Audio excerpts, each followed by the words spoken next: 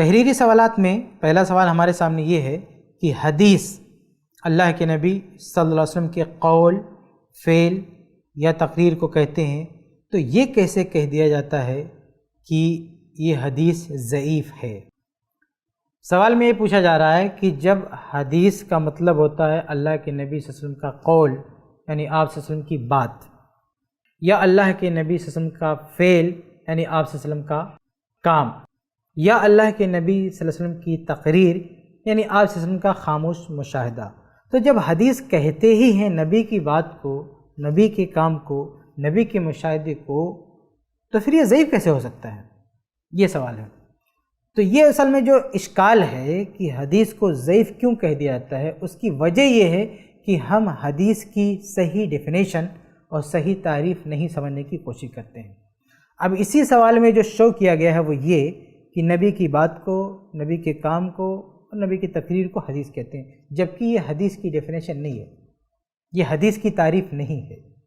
اگر آپ نے حدیث کی تعریف میں یہی کہہ دیا کہ نبی ہی کی بات کو، نبی کے کام کو، نبی کی تقریر کو حدیث کہتے ہیں، تو ظاہر ہے وہ ضعیف کیسے ہو سکتا ہے؟ سوال ہی پیدا نہیں ہوتا۔ جب نبی کی بات کو حدیث کہا جاتا ہے تو نبی کی بات کبھی ضعیف نہیں ہو سکتی۔ جب نبی کی فعل کو حدیث کہا جاتا ہے تو نبی کا فعل کبھی ضعیف نہیں ہو سکتا۔ جب نبی کی تقریر کو حدیث کہا جاتا ہے، نبی کی تقریر کبھی ضعیف نہیں ہو سکتی۔ تو یہ اشکال اس لیے پیدا ہوتا ہے کیونکہ ہم حدیث کا مطلب نہیں سمجھتے۔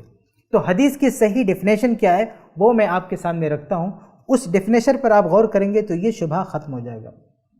میں حدیث کی ڈیفینیشن عربی میں پیش کرنے کے ساتھ ساتھ اس کا مفہوم آپ کو بتاتا ہوں۔ عربی میں کہتے ہیں کہ ما اضیف الی النبی صلی اللہ علیہ وسلم من قول او فعل او تقریر او وصف۔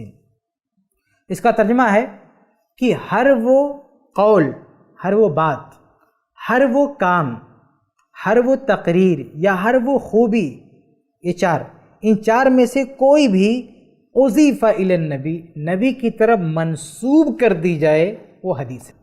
یہ حدیث کی ڈیفینیشن ہے۔ ان چار میں سے کوئی بھی چیز نبی کی طرف منسوب کر دی جائے، نبی کی طرف اس کا رخ دے دیا جائے، نبی صلی اللہ علیہ وسلم کا لیبل لگا دیا جائے، تو اس کا نام ہو گیا حدیث۔ چاہے یہ نسبت صحیح ہو یا جھوٹی ہو، اسے لینا دینا نہیں۔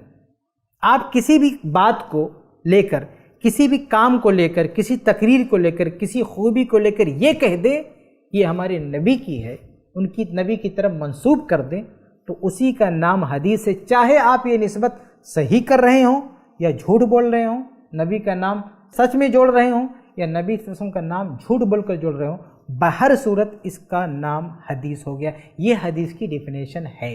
اب یہاں پہ سوال یہ پیدا ہوتا ہے کہ بھائی جو سچی حدیثیں ہیں، اللہ کے نبی صلی اللہ علیہ وسلم کی اپنی باتیں ہیں، ان کو تو حدیث کہا گیا، ٹھیک ہے، لیکن جو جھوٹی باتیں ہیں ان کو آپ حدیث کیوں کہتے ہیں؟ تو اس کا جواب یہ ہے کہ خود اللہ کے نبی صلی اللہ علیہ وسلم نے دونوں چیزوں کو حدیث کہا ہے، اس لیے ہم حدیث کہتے ہیں۔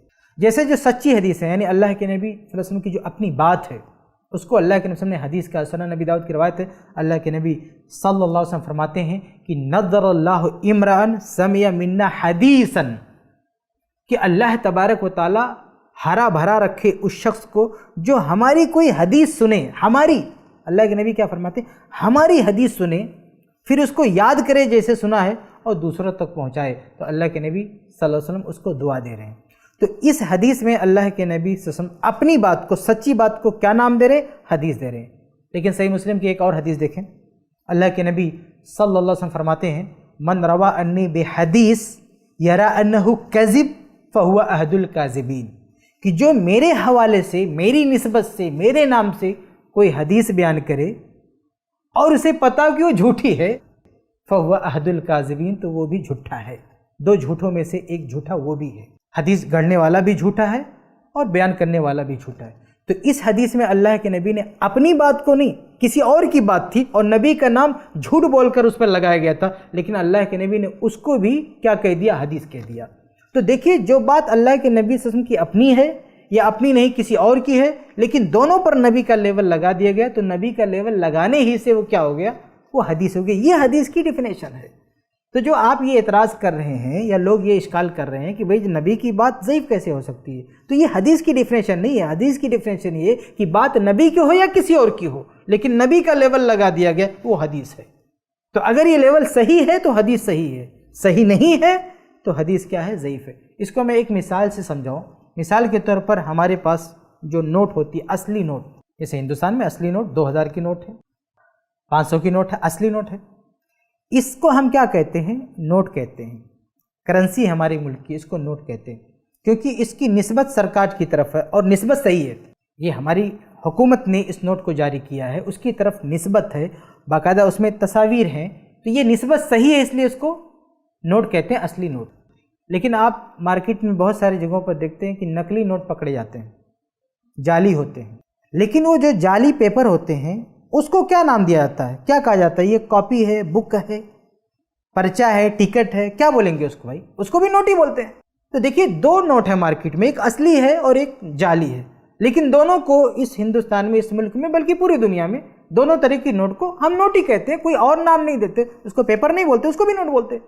کیوں بھائی آپ اصلی نوٹ کو نوٹ بولتے ہیں، جو نقلی نوٹ ہے اس کو بھی نوٹ کا نام کیوں دے رہے ہیں؟ اس لیے اس کو نوٹ کا نام دے رہے ہیں کیونکہ اس میں نسبت سرکار کی طرف کی گئی، دعویٰ کیا گیا اصلی کا۔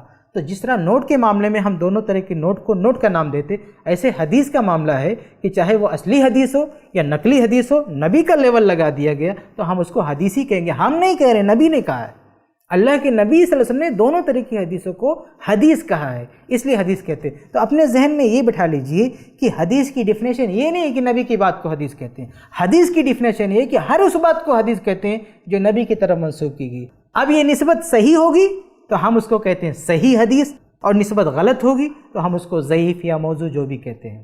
اور جو لوگ یہ کہتے ہیں نا کہ حدیث کی تعریف ہے کہ نبی کے قول، نبی کے فعل، نبی کی تقریر کو حدیث کہتے ہیں، یہ حدیث کی تعریف نہیں، یہ صحیح حدیث کی تعریف ہے۔